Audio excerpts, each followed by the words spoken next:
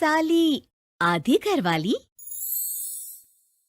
सिमरन की छोटी बहन विभा माँ के होते हुए भी सिमरन के ही पीछे लगी रहती थी।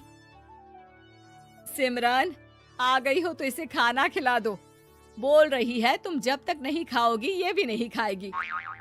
क्या है विभा, तुम खा लिया करो ना, मुझे ऑफिस से आने में देर हो जाती है। और कोई छोटी बच्ची तो हो नहीं तुम जो खाना भी नहीं खाती हो कि दीदी आएगी तो ही खाऊंगी। हाँ हाँ, छोटी बच्ची ही समझ लो। और एक बात, जब आपको पता है कि मैं आपके बिना नहीं खाती हूँ तो रोज रोज क्यों बोलती हो? अरे क्या है ये, दोनों बहनें कम माँ बेटी ज्यादा लगती हो। अरे दीदी की शादी हो जाएगी तब क्या करेगी बोल? जब होगी तब की तब देखेंगे। मैं तो दीदी के साथ ही रहूंगी हमेशा।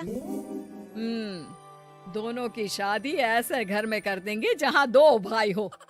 खैर, मामला आया गया हो जाता है। एक दिन सिमरन के पापा जब घर आते हैं, तुम लोगों के लिए अच्छी खबर है। वर्मा जी है ना मेरे दोस्त, उन्होंने सिमरन बेटी के लिए रिश्ता बताया है। बहुत अच्छा लड़का है, सिमरन को भी पसंद कर लिया है और कल वो लोग आ रहे हैं सिमरन को देखने अपने घर। सिद्धांत अपने माता पिता के साथ सिमरन को देखने आता है। उसे सिमरन अच्छी लगती है और शादी तय हो जाती है।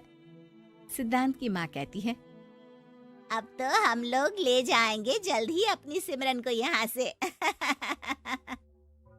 अरे हाँ हाँ, क्यों नहीं, आपकी ही है अब तो हमारी बेटी। दूर खड़ी विभा सब सुन रही होती है। अब तो दीदी की शादी हो जाएगी, फिर तो वो चली जाएंगी। दीदी के बिना मैं कैसे रहूंगी? कुछ न कुछ तो करना ही होगा जिससे दीदी की शादी ही ना हो। सभी के जाने के बाद क्या शादी के बाद दीदी हम लोगों के साथ नहीं रहेंगी? अरे नहीं तो फिर क्यों रहेगी, शादी हो जाएगी तो अपने घर चली जाएगी ना। तो मैं भी जाऊंगी उनके साथ, मेरा भी सामान पैक कर देना। अरे कैसे बात कर रही हो विभा, दीदी के ससुराल छोटी बहन नहीं जाती। हाँ, कभी कभी जाकर मिलाना और रोज फोन पर भी बात कर लेना, ठीक है? नहीं पापा, आप तो जानते हैं मैं दीदी के बिना खाना भी नहीं खाती, ना ही मुझे उनके बिना नींद आती है। सिमरन बहन की बात सुनकर इमोशनल हो जाती है।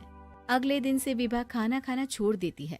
लोगों के लाख समझाने के बाद भी विभा ना खाती है ना ही सोती है। अंत में हार मानकर सिमरन सिद्धांत से मिलती है। सिद्धांत, मेरे मम्मी पापा ने बचपन से ही विभा और मुझे साथ रखा। वो मुझसे बहुत जुड़ी है।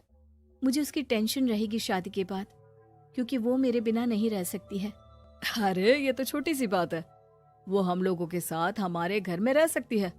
जब उसकी अकल आ जाएगी या वो समझ जाएगी कि तुम्हारा घर वो नहीं बल्कि ये है, तो हम उसे घर छोड़ आएंगे, ठीक है? सिमरन खुश हो जाती है क्योंकि वो यही चाहती थी। वो माँ पिता से बात कर लेती है। अरे कैसी बात कर रही हो सिमरन, भला बेटी के ससुराल में हम छोटी बहन को कैसे भेज दे? जमाना क्या कहेगा? अरे तो पागल हो गया है, मना कर दे। इस शादी में इन लोगों का तो ये चलता ही रहेगा। कभी बहन यहाँ आ रही है, कभी वो बहन के पास जा रही है। अरे शादी हो रही है, कोई मजाक थोड़ी ना हो रहा है ना बाबा ना। माँ कैसी बात कर रही हो? सिमरन से मैं जुड़ाव महसूस कर रहा हूँ और इतनी सी बात के लिए इतनी अच्छी लड़की को कैसे छोड़ सकता हूँ? सिद्धांत की भी जिद होती है कि वो सिर्फ सिमरन से ही शादी करेगा, और होता भी वैसा ही है। सिद्धांत और सिमरन की शादी हो जाती है और दहेज में आ जाती है विभा। शादी के बाद बुआ सास कहती है, अरे माँ ना, साली आधी घर वाली होती है, लेकिन ये क्या, तुम तो उसे घर ही ले आए। तभी चाची कहती है, सिद्धांत को तो हम लोगों ने सीधा समझा था, लेकिन सबसे तेज तो यही निकला। अरे देखो कैसे दहेज तो नहीं लिया, लेकिन साली पर कब्जा कर लिया। सिद्धांत ने इस और तो सोचा ही नहीं था, लोग उन लोगों के बारे में ऐसी भी बात करेंगे। वो वहाँ से चला जाता है और चुपचाप अपने कमरे में लेट जाता है। क्या हुआ सिद्धांत, तुम अचानक से परेशान हो गए, कोई बात है क्या? अरे नहीं नहीं, वो थक गया था ना, शादी की सारी तैयारी और रस्मों के बीच, सोच रहा हूँ थोड़ा आराम कर लूं। हाँ ठीक है, आप लेट जाइए, मैं विभा का बेड लगा देती हूँ जमीन पर। क्या? वो यहाँ सोएगी? हाँ, बताया तो था कि उसे नींद नहीं आती मेरे बिना। तो तुम आराम से लेटो ऊपर, हम लोग नीचे बिछा लेते हैं। अरे नहीं नहीं, तुम दोनों आराम से लेटो ऊपर, मैं माँ पापा के रूम में जा रहा हूँ। सिद्धांत वहाँ से दूसरे कमरे में चला जाता है, जहाँ सिद्धांत के पिता उससे कहते हैं, क्या बात है बेटा, तू उस कमरे में क्यों नहीं सो रहा? बहू से लड़ाई हो गई है क्या शादी के पहले दिन ही? अब नहीं पापा, वो दोनों बहनों को बात करनी थी और मुझे नींद आ रही है, तो मैं यहाँ सोने चला आया। अगले दिन सिद्धांत तैयार होकर ऑफिस जाता है। ऑफिस में लंच के वक्त दोस्त कहता है, क्या बात है सिद्धांत, इतना सारा खाना एक ही दिन में? हाँ यार, वो सिमरन को खाना बनाने का शौक है तो उसी ने बनाया है। यार हम लोगों की तो सिर्फ एक ही बीवी है, इसकी तो दो है ना। सिद्धांत को गुस्सा आ जाता है। कैसी बात कर रहा है तू? अरे तू तो भाग्यशाली है जो बीवी के साथ साथ साली भी आ गई। अरे साली लोगों की तो आधी घरवाली होती है, तुझे तो पूरी की पूरी मिल गई।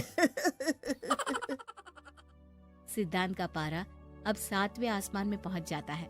वो खड़ा होकर उस लड़के से लड़ने लगता है। हाँ, मेरी शादी में मेरी बीवी के साथ मेरी साली भी आई है, ये सच है, लेकिन सिर्फ कुछ समय के लिए, क्योंकि उसने सिमरन को बचपन से ही माँ की तरह देखा और यूं अचानक वो सिमरन से अलग नहीं रह सकती थी। इसलिए सोचो, अगर मेरी बीवी उसके लिए माँ का स्थान रखती है तो मेरा दर्जा क्या हुआ? तभी वहाँ बॉस आ जाता है। माफ करना सिद्धांत, यहाँ इस मेंटल लेवल के लोग हैं, जरूरी नहीं साली सिर्फ आधी घरवाली ही हो, कभी वो छोटी बहन तो कभी बेटी भी होती है। वेल डन सिद्धांत। सिद्धांत को अब ऑफिस में कोई कुछ नहीं कहता, लेकिन आस पड़ोस का वो तो वही हाल रहता है।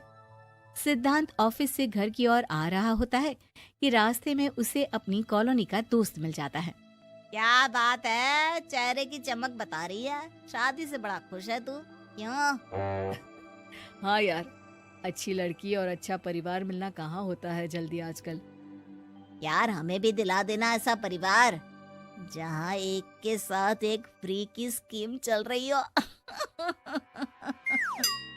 सिद्धांत को फिर गुस्सा आ जाता है। वो दोस्त को मारने के लिए हाथ उठाता ही है कि वहाँ विभा आ जाती है। अरे जीजू, रहने दीजिए ना, ये लोग नहीं समझेंगे कि इंसानियत क्या होती है। ये सच है कि दीदी से कैसे दूर रहना, ये मुझे पता नहीं था।